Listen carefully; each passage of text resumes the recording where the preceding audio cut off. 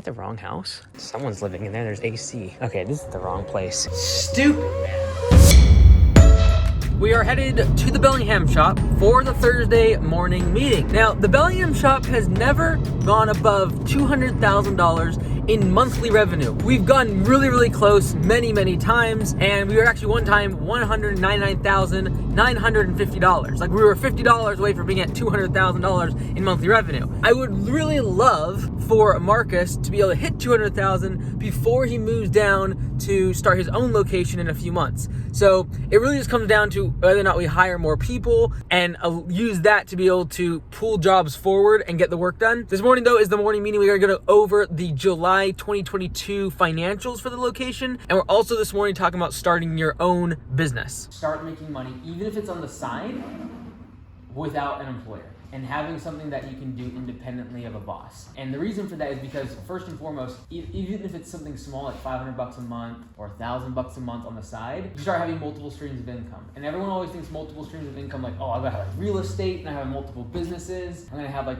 these stocks and all the rest of it. Look, if you have a job that you're working, every single day at, and then you have something on the side that you do, and then maybe you start doing something online, you can have like just a few little small $500 a month, $600 a month. That makes a massive difference. This is the one day that I show up to the Bellingham shop and I do a 7:30 a.m. optional meeting that people don't have to come to, but they can come to if they want to talk about investing, business, their career, etc. It's completely optional. Whatever it is, photography, you're doing something similar, some other skill that you can do on freelancer.com or Craigslist or whatever, and all of a sudden that's $1,000 a month. That $1,000, throw it into some sort of investment. A couple years later, you have 25 grand. That's enough to go buy a house. Regardless of whether or not you want to do that full time and be a business owner, really doesn't matter. But starting a second stream, a third stream, doing something on the side, like for example, like every little thing you look at, you can make a business out of it. And then we have the regular 7:50 meeting with the entire team. It's really hard when you do break a fence. It's like, hey, how do we get the exact same board for this fence? It's tough to get the same thing, and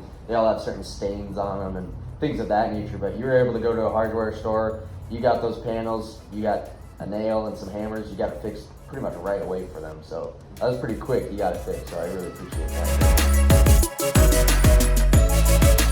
All right, so this morning we've already had several meetings. We had one with Marcus, then with Lee, then with Command Center, then with the media team. You might not notice, but with the media team, we gotta be really clear. I have to be really clear with them. What's included and what's not. Like, what do we not show in the vlogs, and then what do we show? Because I actually don't vet the vlog very much. We have yet to cut anything out where I'm like, hey, don't post this or like take this out. So they have to have like a really good pulse on like what I want in the vlogs and is allowed to be shown versus things that like cannot be said, names, things like that. So far so good. And now I'm headed down to Mount Vernon to do some interviews as well as check in on the progress of the property, which is wrapping up today. And then we got to figure out installation of some electrical and a septic tank. So that'll be a lot of fun. By the way, if you are interested in becoming a general manager for Augusta Lawn Care, you can apply using the link in the description. It's gonna be at the very top of the description if you're thinking about becoming a general manager. Now, this might not mean that you're necessarily a general manager for one of my locations. It could mean for anybody in Augusta Nation. So what I've done in the past when I ask for GMs is we put together a roster and then we give it to all of our franchisees. So if they're trying to start their second or third location, or I'm starting one of my locations, we tap into that, see who on there is the most qualified and potentially might be in the market close to where we're wanting to start another location. Now, what's really cool about being a general manager, whether it be for one of my locations or one of the other owners in Augusta Nation, is you get the exact same training and you come to training just as if you were becoming an owner. So it's a really great way to get started. And even if it's something you're gonna do for 2, 3, or 4 years and then go start your own location, it's a great place to get started. I know specifically right now there's actually a couple locations looking for a general manager, so definitely apply. I know in Tennessee, in Washington State, in Texas, there's already a few people looking for general managers in Augusta Nation. So definitely, if you're interested, if you have experience leading and managing people, definitely apply down below. And the salaries and all the rest of it, it's gonna vary based upon your location, but typically a GM that I have is gonna run the location as if they were an owner, do all the employing, all the hiring, all the buying decisions, and they're gonna get a salary plus a good cut of any profits that they make from that location. I really see being a GM as a really good place to get started without the risk. Maybe you don't have $40,000, $50,000, $60,000 to get your own location started and off the ground, but it's a great place to like get your feet wet, learn about management, learn about the systems that we talked about at Augusta Nation, and whether you start your own Augusta lawn care location or another business, it's just a great place to get started. The biggest requirement is being able to lead and manage other people. If you like following systems and procedures and you like living by the book, this is gonna be a great opportunity for you. So the best GMs are the ones that follow the systems religiously and they're good at execution. It's not about creativity and coming up with new things like, here's the systems, here how they work, here's your budget, go execute. If that sounds of interest to you, definitely look at the link below. So I just finished an interview here down here at the Mount Vernon location. We got ourselves a winner. Probably gonna offer him a job. Looking forward to it. He actually worked down in Alaska for the fisheries, so we'll offer him a position. One of the things I love about Augusta is our daily masterminds that we have with franchisees, and I go over Q&A, we talk about investing and all the rest of it. Now, what's really interesting, at Augusta Lawn Care, we have 7 stages of wealth in Augusta Nation. The first one is literally building your business to $500,000 in annual revenue. The 7th stage is literally investing in other asset classes like real estate, the stock market, etc., and learning that game. And my goal is to really help them through all 7 of those stages. Not just the first one, just growing a business and getting it off the ground, but all the way to where they're actually divesting into other asset classes. Now, a really good question came this morning, and that was, why does it seem like sometimes the advice you give is actually completely opposite? Their analogy was, well, in the Bible, God doesn't change his mind. He doesn't like tell them different things. He's consistent about what he wants done, the rules, the regulations, right, etc. And I said, look, it's very important to know the context of a business when it comes to advice. Because, for example, I would tell someone that's under $500,000 in revenue to only focus on close ratio. That's the only thing that matters. Whereas someone who has $1 million business and is thinking about multiple locations or potentially trying to not be renting anymore, but buy the real estate, have a rental property, house hack it, get an Airbnb, cover the entire mortgage of that property, and have an asset that's going up in value, and not have to basically have rent free for their shop space. It's a win-win-win when it comes to the business and investing and growing their net worth. And so why does it seem like it's so different? It's all about context of what the size of the business is. So if I'm telling someone to focus on their team and focus on leadership and management, they're probably a larger business. If I'm telling them to only focus on marketing and investing money into marketing, it's the only thing that matters. Probably in the first stages of their business, that getting that first step of wealth in Augusta Nation is $500,000 in annual revenue. And so I was thinking after the mastermind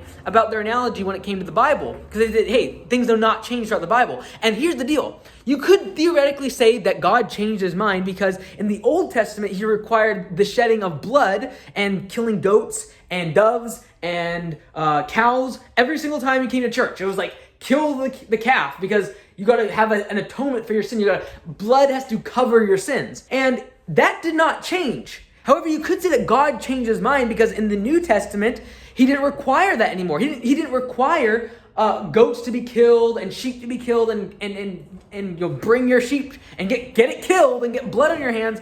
He didn't require that anymore. And it's not to say that he changed his mind. He still required an atonement for sin. He still required blood, but it had changed from blood of bulls and goats to his own son. And so this is the thing, when it comes to your business is what I'm saying, whether you're listening to myself or anyone else that's giving advice about business, you have to remember the context of the business size. It's very, very important. What goes for a small company getting started is not the same advice for the person that's growing a large company. It's not to say that that is contrary or different or opposing each other. It's just different stages of building a successful business. At certain stages, you need to focus on certain things a lot more than other times.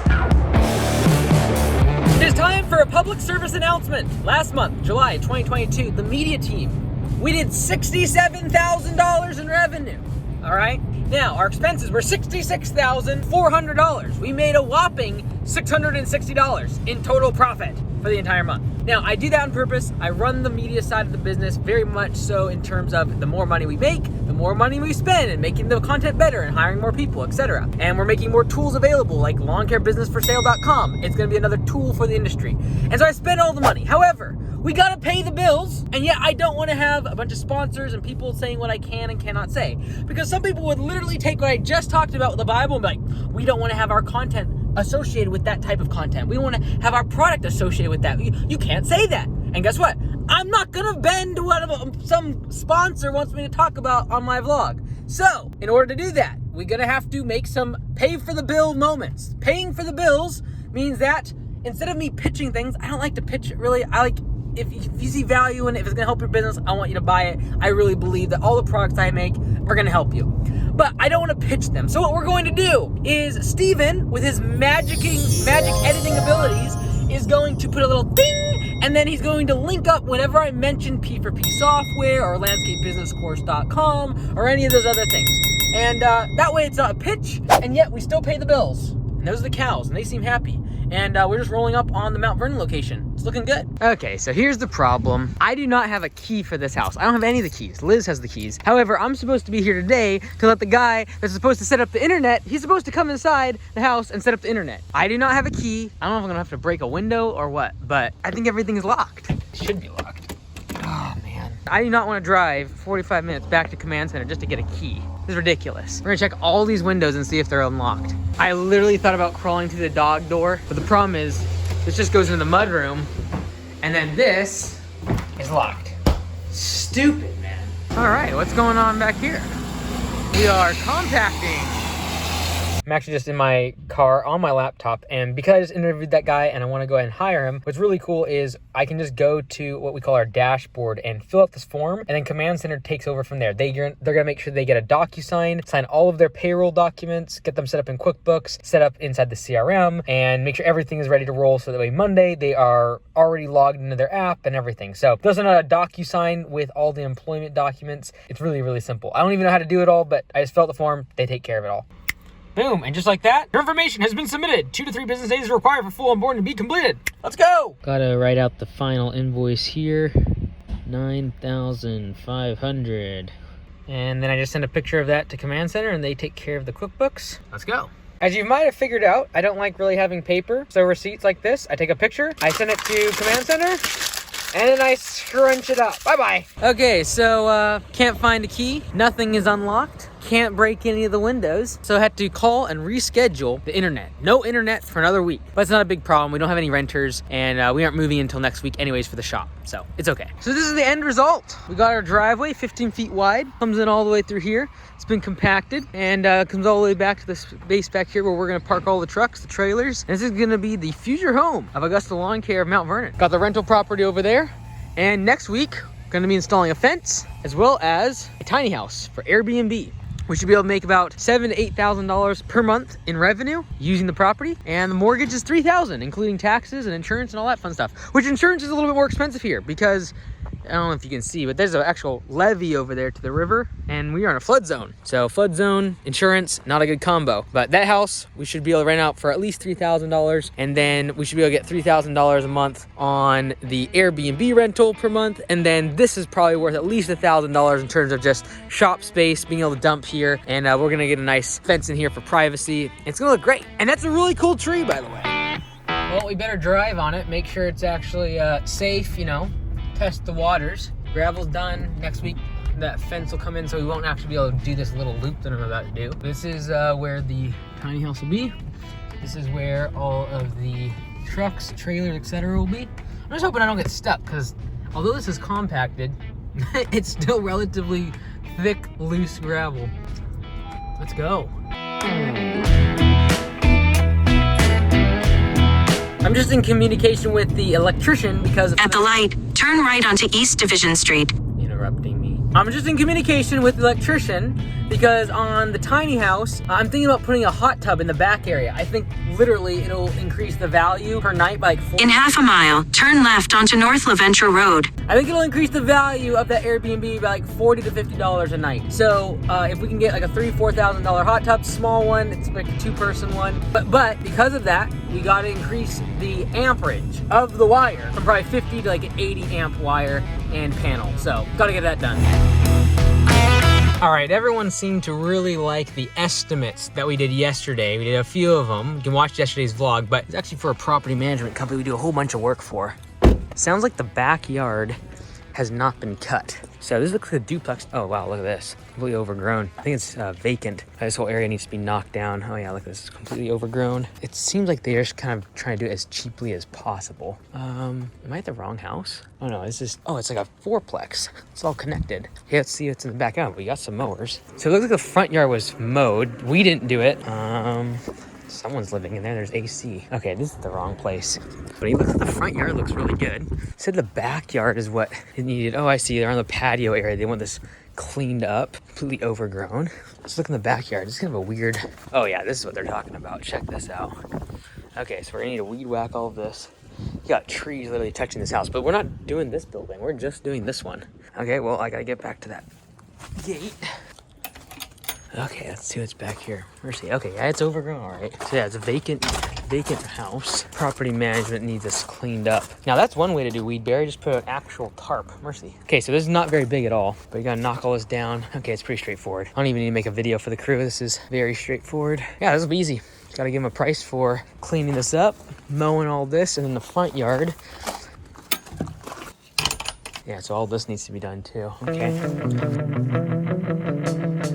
Now at this specific location, we are in what we call profit mode. We're not trying to grow as much. And so to do that, one of the things that we do to switch to profitability mode is we actually cut out in-person estimates. So we don't ever meet with a person and actually discuss their project. Now, if you do this, you're going to inhibit growth because there are people who need to go over projects with you and visit with you in person as an estimator. We don't do that though. It's only drive-by estimates, which means we come whenever we want and I can do 15, 20 of these estimates in a day, no problem. Whereas if I'm meeting with people and having scheduled appointments, I might be able to do, say, 10 of those in a day, but definitely not 20. And so it makes you much more efficient as an estimator, and literally you get twice as many estimates done, allowing you to be out in the field still working if you're a general manager or an owner that's at, 4, 5, 600,000 in annual revenue. So this next estimate is literally like half a mile from here, and I can knock out these all day long and be flexible with my schedule as an owner if I'm still kind of in the field and managing the crew without having to have scheduled appointments that tie you up throughout the day and you feel like you're running around with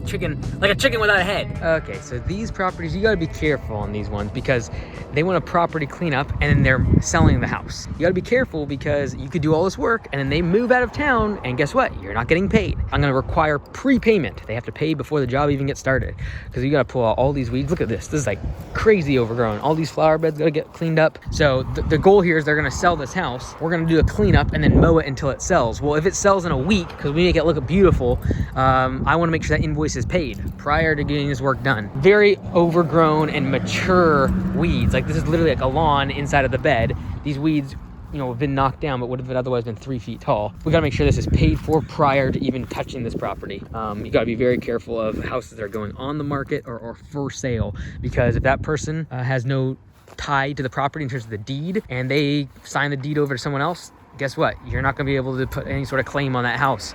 And that's leverage that you're gonna wanna use if a client is not paying you, and that is you can't put a contractor's lien on the property. Again, if the owner's just moved away and signed things over, you now have no leverage whatsoever. It was a good day.